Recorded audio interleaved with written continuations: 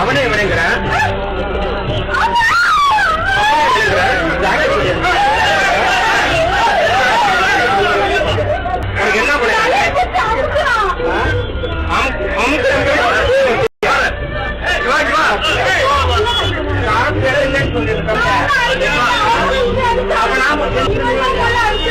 என்ன சொன்னா வந்துட்டேன் அவனே முன்ன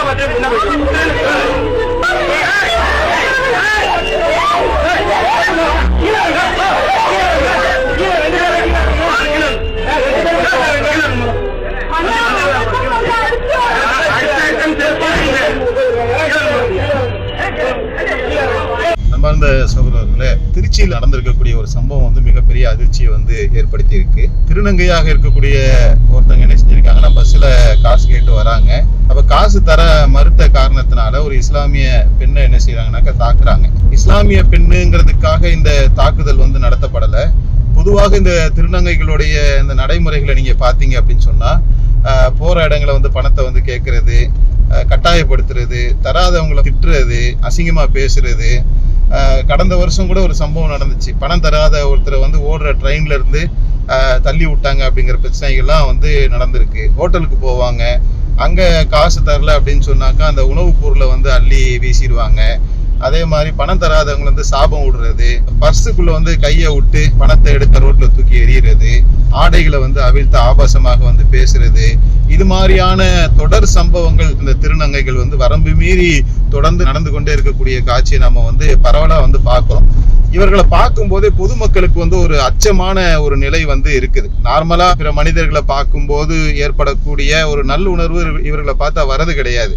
அவங்களுக்கு வந்து உடல் ரீதியான ஒரு கோளாறு இருக்கு, அவங்க வந்து அது சரி செய்யப்படணும் அப்படின்ற ஒரு கோணத்துல அவர்கள் மீது இறக்கப்படணும் அப்படிங்கிற ஒரு அம்சம் ஒன்று இருந்தாலும் கூட, ஆனா அதுல பலருடைய செயல்பாடுகள் வந்து ஒரு வெறுப்புக்குரியதாகவும் அச்சுறுத்தக்கூடிய வகையிலும் வந்து இருக்கிறது வந்து ஒரு கவலைக்கிடமான ஒரு விஷயமாக வந்து இருக்குது. இதனால வந்து சுதந்திரமாக வந்து நடமாடக்கூடிய ஒரு சூழல் வந்து இன்னைக்கு இல்லாத நிலை மாறி இருக்கு.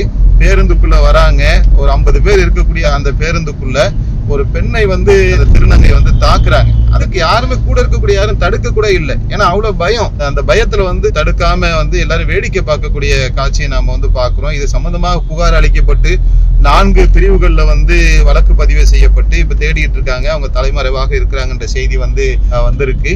அமைந்திருக்கக்கூடிய இந்த தாவேக அரசு இது போன்ற நிகழ்வுகளுக்கு உடனடியாக கடும் நடவடிக்கை எடுத்து, குறிப்பாக இந்த திருநங்கைகள் பொதுவுல வந்து அட்டுழியம் செய்யக்கூடிய, அராஜகம் செய்யக்கூடிய இந்த நிகழ்வுகளுக்கு உரிய ஒரு முடிவு வந்து கேட்டணும். சிரமத்துக்கு பிச்சை கேட்கறாங்க, அவங்க வைத்த வந்து பிச்சை எடுத்துதான் கழுவக்கூடிய ஒரு சூழல் இருக்கு அப்படின்னா அது வேற விஷயம். கொடுத்தா வாங்கிக்கணும், கொடுக்கல அப்படின்னு சொன்னாக்க அவங்க நாகரிகமான முறையில வந்து கடந்து போயிடணும். நம்ம அந்த வாழ்வியலுக்குள்ள நாம வந்து தலையிட வந்து விரும்பல. பட் ஆனா அதே நேரத்தில் வந்து கட்டாயப்படுத்தி அவங்க வந்து துன்புறுத்துவதை ஒரு காலம் வந்து நாம வந்து ஏற்றுக்கொள்ள முடியாது அப்படிங்கிறத வந்து புரிந்து கொண்டு, இதுல 2 மெசேஜை வந்து நாம வந்து பார்க்கணும். ஒண்ணு, ஆளுகின்ற அரசுக்கு நாம ஒரு செய்தியை வந்து சொல்றோம். இது ஒரு சட்ட வடிவமா கூட கொண்டு வந்து இவர்கள் மீது இத்தகைய ஒரு அராஜக போக்கை கையாளக்கூடியவர்கள் மீது கடும் நடவடிக்கை வந்து எடுக்கணும் அப்படிங்கிறதையும், 2வது ஒரு தாக்குதல் நடக்குது, அது யாராக இருந்தாலும் மதங்களை கடந்து அதுல வந்து உடனடியாக என்ன செய்யணும்னாக்கா கைகோர்த்து ஒரு பாதுகாக்கக்கூடிய வேலைகளை வந்து நம்ம அனைவரும் செய்யணும். இது ஜாதி மதங்களை கடந்து இந்த கோரிக்கைகளை நாம் வந்து சமூகத்துக்கு வந்து வைக்கிறோம். ஏன்னா அந்த பெண் வந்து தன்னந்தனியாக அந்த இடத்துல வந்து போராடி இருக்காங்க. திருநங்கையோட உடல் வலிமையையும் அந்த பெண்ணுடைய வலிமையும் நம்ம ஒப்பிட்டு பார்க்கும்போது உண்மையிலேயே ஒரு பறந்துகிட்ட மாட்டிக்கிட்ட கோழி குஞ்சு எப்படி இருக்குமோ அந்த மாதிரியான ஒரு ஃபீலிங் தான் நமக்கு அந்த இடத்துல வந்து ஏற்பட்டது. 50 பேர் இருந்தும் இந்த தாக்குதல் நடந்திருப்பது வந்து நம்ம ஏற்றுக்கொள்ள முடியல. அதனால ஒரு பிரச்சனையான நேரங்கள்ல பாதிக்கப்பட்ட ஒரு பக்கம் நின்று நாம் குரல் கொடுப்பது அப்படிங்கிறது தான் அந்த மனித சமுதாயத்துக்கும் மனித நேயத்துக்கும் ஏற்றதாக இருக்கும் அப்படிங்கிறத இந்த சந்தர்ப்பத்தில் நாம சொல்லி முடித்துக் கொள்கிறோம். அஸ்ஸலாமு அலைக்கும். அல்லாஹு அக்பர், அல்லாஹு